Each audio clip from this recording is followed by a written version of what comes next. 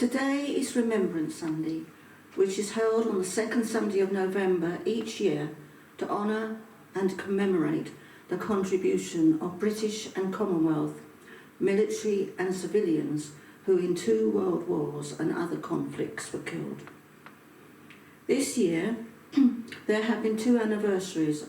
On the 8th of May, it was 75 years since VE Day, Victory in Europe, when there was formal acceptance by the Allies of Nazi Germany's unconditional surrender of its armed forces.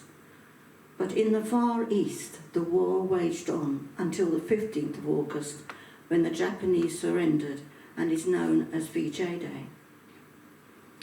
Invasion in Great Britain had always been a possibility, or perhaps a probability, but there was a large event which convinced the German High Command that defeat could be inevitable.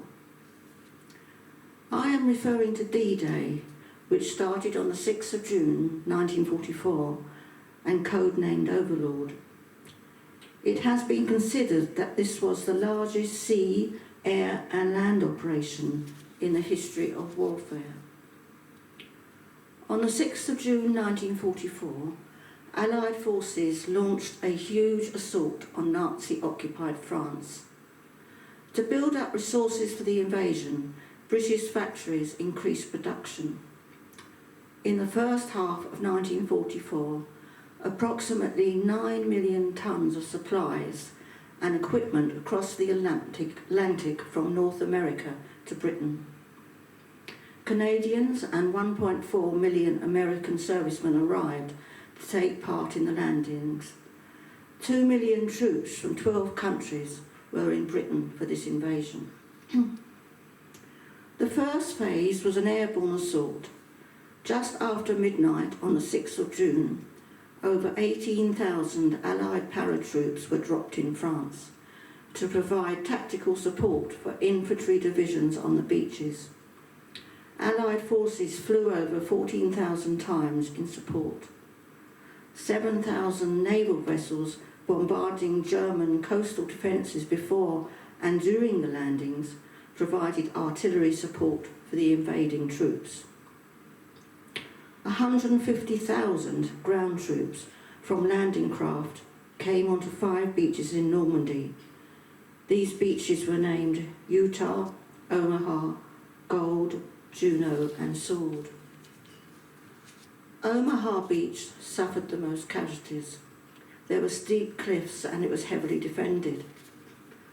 Army intelligence had underestimated the number of German soldiers in the area, and 2,400 American troops were either killed, wounded or missing.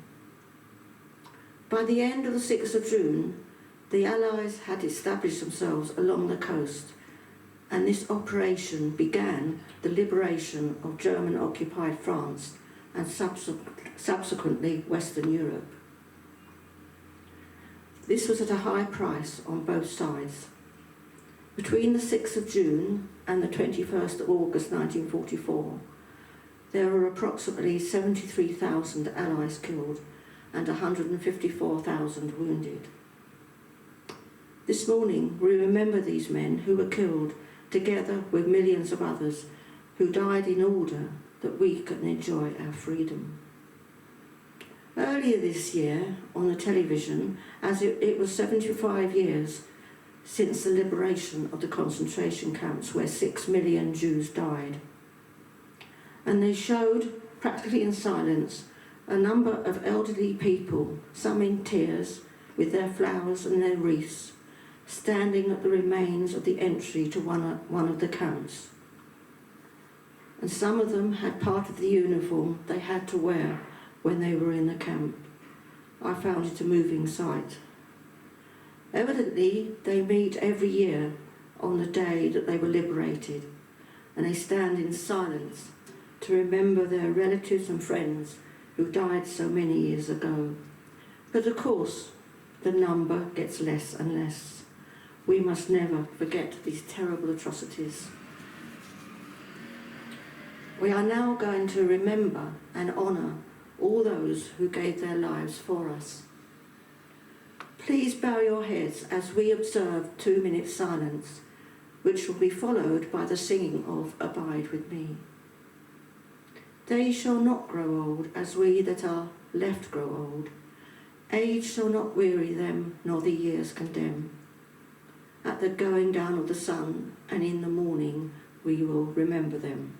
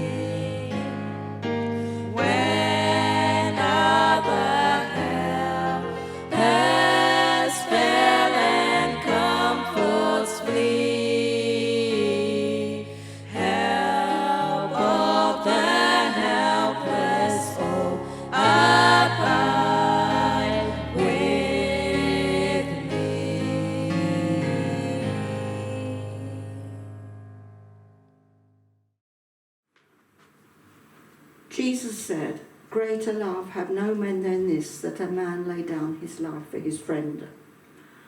And some there be who have no memorial, who perished as though they'd never been. For our tomorrows and their today they gave and simply asked that in our heart they'd live. We heed their call and pledge ourselves again. At dusk and dawn, we will always remember them.